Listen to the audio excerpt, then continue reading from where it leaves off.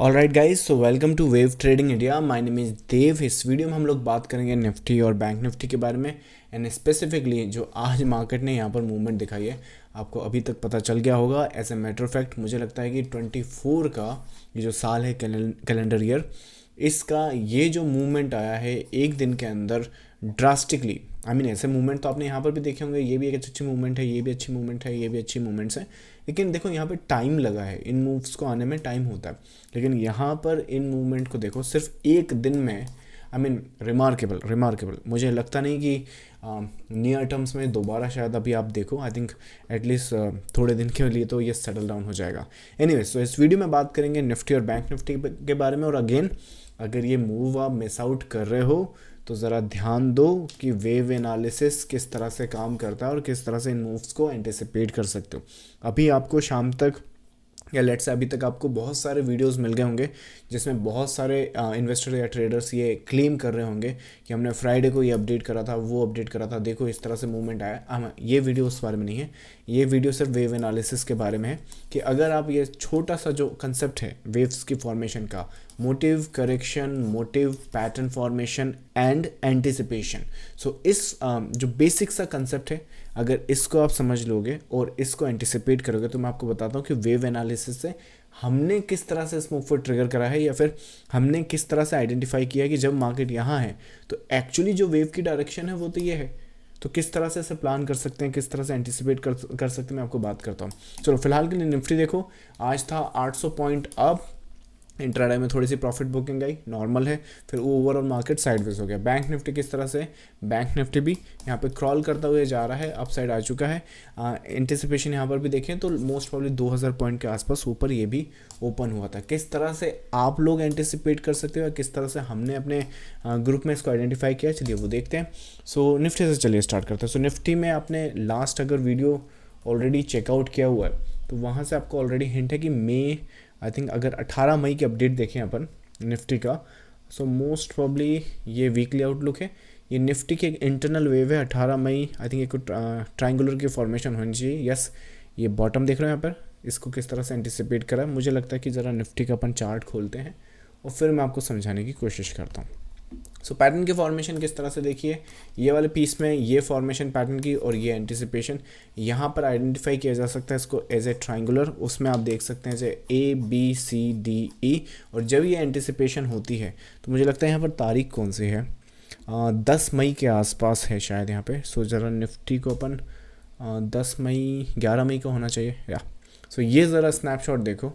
सो यहाँ पर इस तरह से आप लोग एंटिसिपेट कर सकते हो। मतलब क्या, देखो जो आज हुआ है वो तो हुआ ही है, लेकिन अगर एज ए ट्रेडर आपने एंटिसिपेट कर पाना है तो आज के तो सिर्फ 800 पॉइंट है, राइट।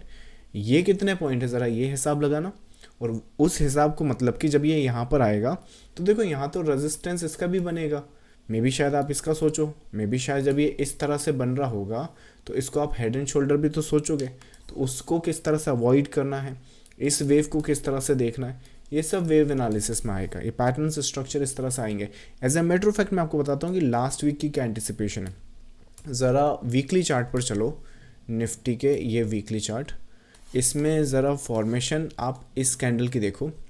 ये वीक जब स्टार्ट हुआ था, मतलब कि ये कैंडल जब बनना स्टार्ट हुई थी, उस वीक की एंटिसिपेशन इस तरह से की गई है कि अगर यहाँ पर रेड कैंडल भी बनी तो यहाँ पर एक अच्छा मोमेंटम देखने को मिल सकता है, making that as a one piece corrective structure and the motive structure.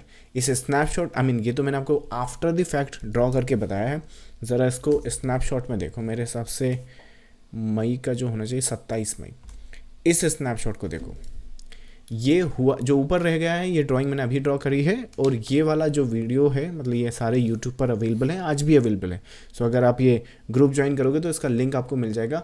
इसमें साउंड भी आएगा। आई मीन आपको क्या लगता है यहाँ पे 24 मिनट मैंने क्या एक्सप्लेन करा है, तो वो यही एक्सप्लेन किया कि ये जो पीस है यहाँ पर, ये हरा कैंडल बन भी गया तो भी ये जो पीस है ये मोमेंटम एक अच्छा इंडिकेट कर सकता है। कब डिस्कस करा है, 27 मई को जो अपना मेंबर्स को जो वीडियो अपलोड होता है, प्लस उसी में वीकली आउटलुक मैंने ऐड करना स्टार्ट किया लास्ट वीक से।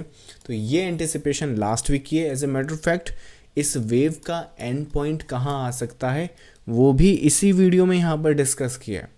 तो जिस तरह से जैसे ही उसका एंड पॉइंट आ जाएगा मैं आपको दोबारा यही वीडियो का स्नैपशॉट दिखाऊंगा और आपको मोस्ट प्रॉब्लम मैं आपको बता दूं कि मेजॉरिटी ऑफ जो ट्रेडर्स जो उसको एंटिसिपेट करेंगे, आई एम डैम श्योर 70 से लेके 90% ट्रेडर वो मूव भी मिस करने वाले हैं। बट इस वेव का एंड पॉइंट किस तरह से हो सकता है, आप इसको थोड़ा सा आगे कर देंगे आपको पता चल जाएगा। प्लस यहाँ पर बैंक निफ्टी ज़रा देख लो। चलो बैंक निफ्टी का ये स्ट्रक्चर हुआ है। अब ज़रा बैंक निफ्टी को प्ले करो।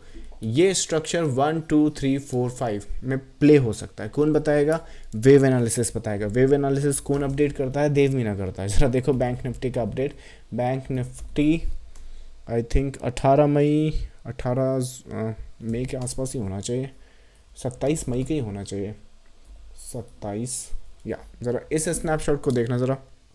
ये सेम वीडियो है, आई थिंक सेम वीडियो को आगे बढ़ाया है, यहाँ निफ्टी अपडेट किया है या बैंक निफ्टी अपडेट किया। अब ज़रा इस वीडियो इसमें इस एंटिसिपेशन को देखो और क्या हुआ है ज़रा वो देखो।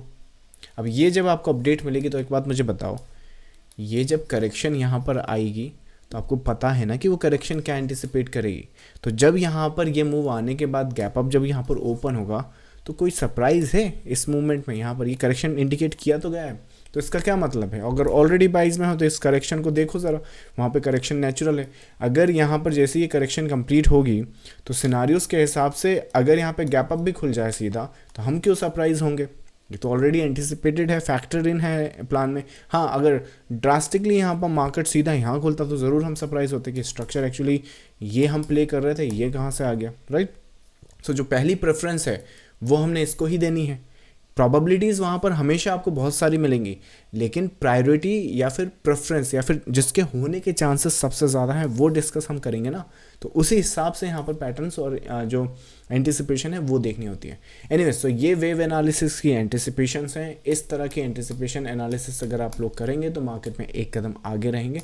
प्लस होने के बाद के फैक्टर तो सभी बता देंगे कि ऐसा मैंने कहा था, वैसा मैंने कहा था। पर ये वेव एनालिसिस, मैं ये नहीं बोल रहा हूँ कि ये मैंने कहा था, ये हमने एनालाइज़ किया था और ये हमने वेव एनालिसिस के थ्रू किया है, जो एक्यूरेटली आई वुडंट से कि 100% होती है, बट काफ़ी एक्यूरेट होती है। As a matter of fact psychology जिसके पीछे सब लोग पागल ही हैं कि हमारी साइकोलॉजी तो है ही नहीं मार्केट में, उसको काफ़ी अच्छे से यहाँ पे टैकल होता है क्योंकि स्ट्रक्चर पता होता है ना।